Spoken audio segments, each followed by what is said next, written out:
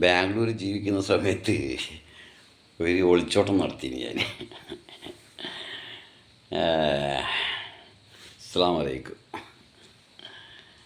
ആ ഒളിച്ചോട്ടം നല്ല രസകരമായൊരു ഒളിച്ചോട്ടം ആയതുകൊണ്ട് ഞാൻ നിങ്ങളുടെ അടുത്ത് ഇങ്ങനെ ഒരു ടൈം പാസ്സാക്കാൻ വിചാരിച്ചു. നിങ്ങളൊരു ടൈം പാസ്സാക്ക്, ഞാനൊരു ടൈം പാസ്സാക്കട്ടെ. അങ്ങനെ ഞാൻ നമ്മളെ ജ്യേഷ്ഠൻ്റെ കടൻ്റെ അടുത്തായിട്ട്, ജ്യേഷ്ഠൻ്റെ കടയിലാണല്ലോ പണി. 14 വയസ്സായി അപ്പോൾ. പോയിട്ട് 2 വർഷം കഴിഞ്ഞിട്ടാണ്. നാട്ടിലൊന്നും വന്നിട്ടില്ല കേട്ടോ. നാട്ടിലേക്ക് വിടുന്നുമില്ല ജ്യേഷ്ഠ. ദാരിദ്ര്യമല്ലേ ഇടൂ. അങ്ങനെ ഞങ്ങളെ കടൻ്റെ അടുത്തൊരു ടീ സ്റ്റാൾ കൊടുക്കുന്നുണ്ടെന്ന് പറയുന്നത് കേട്ട് കുറേ കഴിഞ്ഞ സമയത്ത് അത് ആരോ വന്ന് എടുത്തിനെന്ന് പറയുന്നത് കേട്ട് എടുത്തോന് ചായപ്പൊടിക്കും പഞ്ചസാരക്കെല്ലാം വരാൻ തുടങ്ങി. ബോംബെക്കാരനാണെന്നെല്ലാം പറയുന്ന കേട്ട്.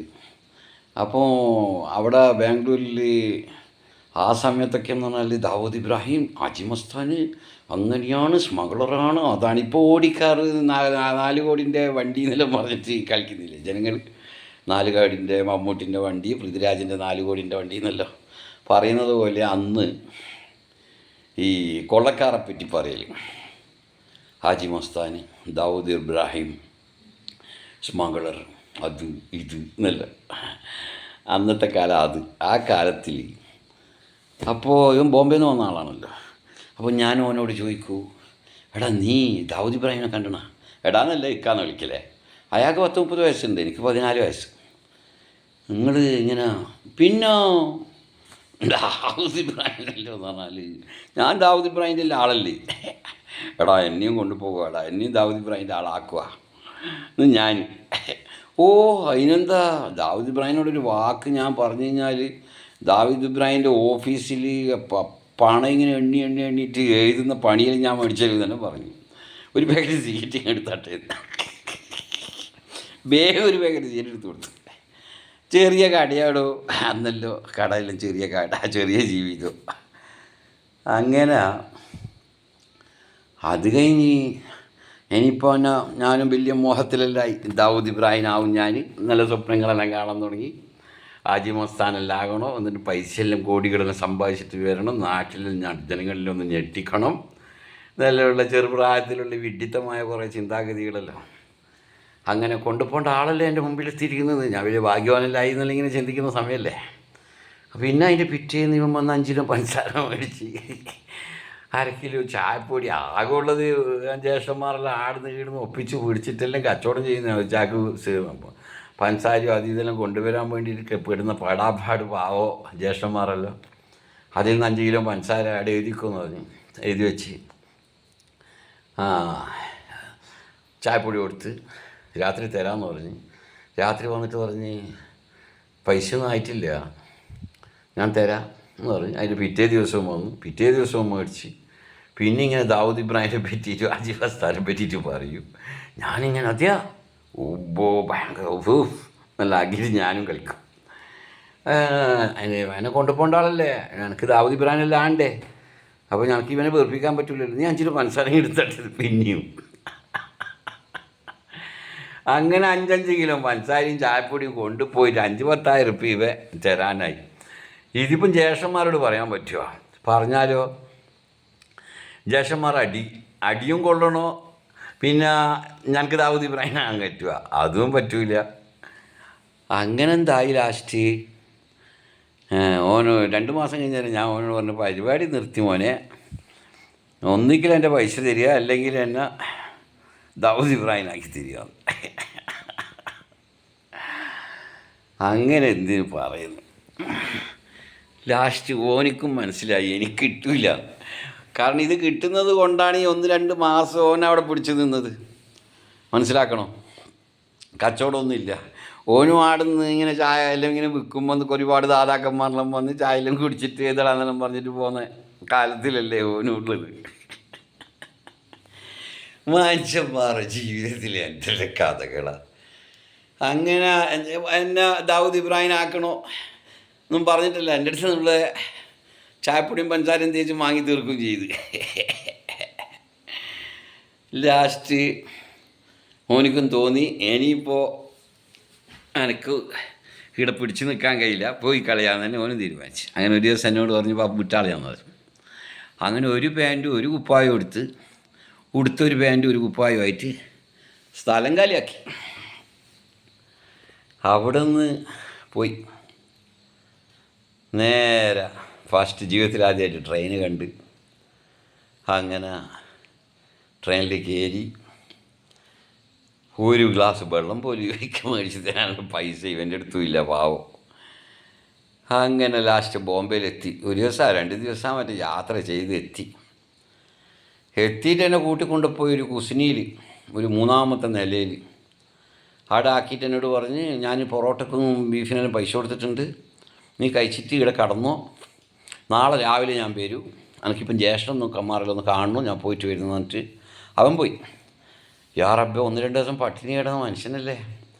പൊറോട്ട 2, 3, 4, 5, 6 ആയിട്ടും പൊറോട്ടയും തിന്ന് ബീഫ് കറി, നല്ല ബീഫ് കറി അടിച്ചും ഭക്ഷണമെല്ലാം കഴിച്ച് സമാധാനത്തിൽ കടന്ന് ഭവനം ഇവിടെ കിടക്കാന്ന് പറഞ്ഞു മുതലാളി.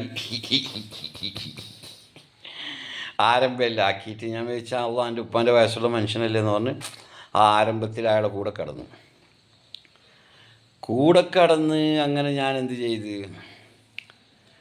എന്തോ ഒരു പന്തി വീട് കണ്ടപ്പോൾ ഞാൻ അവിടെ നിന്ന് ഇറങ്ങിപ്പോൾ താഴത്തെ 1ാം നിലയിലെത്തി. റോഡ് സൈഡിൽ ആടെ പാതിര നേരത്ത് ആടെ നിന്നിട്ട് ഇരുന്നിട്ട് ഉറങ്ങി. നായ്ക്കളെല്ലാം വരുന്നുണ്ട്. അങ്ങനെ നേരം വെളുത്ത് കിട്ടി. സുബ്ഹാനല്ലാഹ്. ആടെ നിന്ന് നേരം വെളുത്ത് കിട്ടിയ സമയത്ത് ഞാൻ അവിടെ നിന്ന് അങ്ങ് വിട്ട് നടക്കാൻ തുടങ്ങി. ഹാജി മസ്താനും ദാവൂദ് ഇബ്രാഹിമെല്ലാം റോട്ടുമ്മയല്ല പടച്ചോനെന്നും പറഞ്ഞ് നടന്ന് ഇവനെ വിളിക്കാനും കിട്ടാനും എന്തെങ്കിലും വഴിയുണ്ടോ? പരന്ന് കിടക്കുന്ന എന്നാ പറയാ ബോംബെ, കണ്ണഞ്ചിപ്പിക്കുന്ന ബോംബല്ലേ.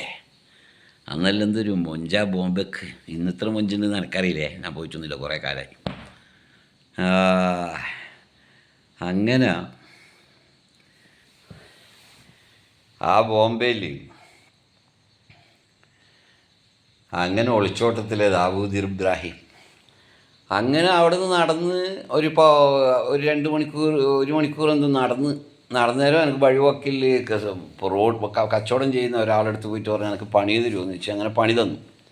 ഒരു പ്ലാസ്റ്റിക് സാധനം കൈമ തന്നിട്ട് എന്നോട് പറഞ്ഞു ടക്ക എന്നാണ് അടിക്കണോ. അതിങ്ങനെ കുലുക്കിട്ടപ്പ 10 റുപ്യ എന്ന് പറയണം. അങ്ങനെ ഞാൻ 10 റുപ്യ എന്ന് പറഞ്ഞ് ഇങ്ങനെ കരയാൻ തുടങ്ങി.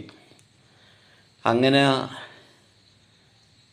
എന്തിനു പറയുന്നു, നാസ്ത കഴിക്കാൻ പൈസ തന്ന് ഞാൻ ആ പൈസയിൽ പോയി നാസ്ത കഴിച്ചിട്ട് വന്ന് ബാക്കി പൈസ അയാൾക്ക് കൊടുത്ത് പാവം എന്ന് പറഞ്ഞ സാധനം ബ്രെഡ് പോലത്തെ ഒരു ചായ കുടിച്ചിട്ട് വന്നു. ഉച്ചക്ക് ഭക്ഷണം കഴിക്കാൻ പൈസ തന്ന് തിരിച്ചു കൊടുക്കുമ്പോൾ എന്നോട് പറഞ്ഞു വേണ്ട നീ തന്നെ വെച്ചേ, അത് നിൻ്റെ ശമ്പളമെന്ന് പറഞ്ഞു. എന്നാൽ 100 റുപ്യാൻ്റെ തന്നെ. അപ്പോൾ 50 കഴിച്ചിട്ട് 50 കൊടുക്കാൻ വേണ്ടി പോകുമ്പോൾ അവിടെ വെച്ചെന്ന് പറഞ്ഞു. വൈകുന്നേരം 6 മണിയാകുമ്പോൾ പരിപാടി കഴിഞ്ഞ് അയാൾ കൂട്ടിയിട്ട് പോയി എന്നോട് പറഞ്ഞു നീ ഇവിടെ കിടന്നോന്ന് പറഞ്ഞു. എവിടെ കിടക്കാമെന്ന് ചോദിച്ചു. ഞാൻ പറഞ്ഞു ഇവിടെ കിടക്കാമെന്ന് പറഞ്ഞു. അങ്ങനെ അയാളെ പാട്ടിന് പോയി.